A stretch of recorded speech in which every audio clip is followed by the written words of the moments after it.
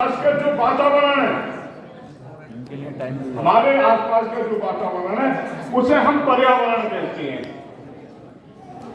और उस पर्यावरण में यानी ये दो शब्दों को मिलकर बना है पर प्लस आवरण, पर जिसका अर्थ होता है चारों ओर, यानी हमारे चारों ओर जहां हम निवास करते हैं, जहां हम रहते हैं, तो पर का अर्थ होता है चारों ओर। और आवरण यानी आवरण मेरे ख्याल से आप शायद समझते होंगे, आवरण जो जिससे हमें ढका हुआ, आवरण का सीधा अर्थ होता है ढका हुआ, यानी जिस ढका हुआ यानी जिसने हमें सुरक्षित कर रखा है, हमारे मानव जीवन को, पशु पक्षियों के जीवन को जिसने सुरक्षित कर रखा है, जो हमारा उसे हम सुरक्षा चक्र कह सकते हैं। तो वो आवरण है हमारा, इन दोनों शब्दों को मिलकर बना है पर्यावरण।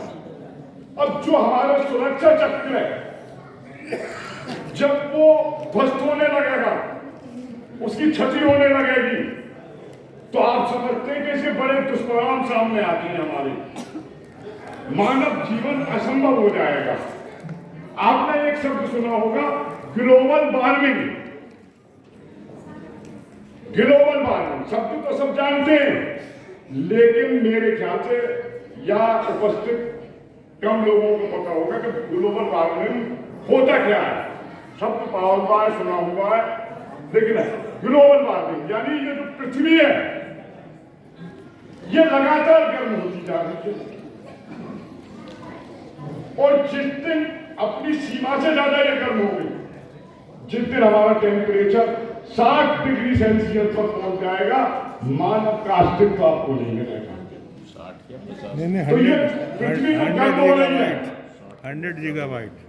उस पृथ्वी के गर्म होने का सबसे बड़ा कारण है दादा कि ये जो प्रदूषण है, ये प्रदूषण अपने आप पैदा नहीं हुआ है, इसके जनक हम हैं, आप जिम्मेदार हैं, हम जिम्मेदार हैं।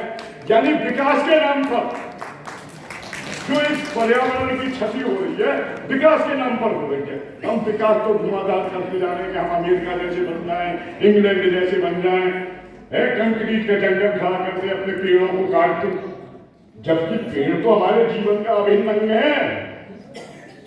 मेरे भारत में पेड़ों को देवता माना जाता है, उनकी पूजा की जाती है, न कि उन्हें काटा जाता है। जनसंख्या हमारी लगातार बढ़ रही है, पेड़ों की संख्या घट रही है, तो क्या होगा? यानी जो इस प्रदूषण से बचाने में हमारे लिए मददगार हैं, हमारे जीवन के लिए सुरक्षा के कवच के रूप में कार्य कर रहे हैं, वो क्या होगा उनका? जब वो पेड़ कटेंगे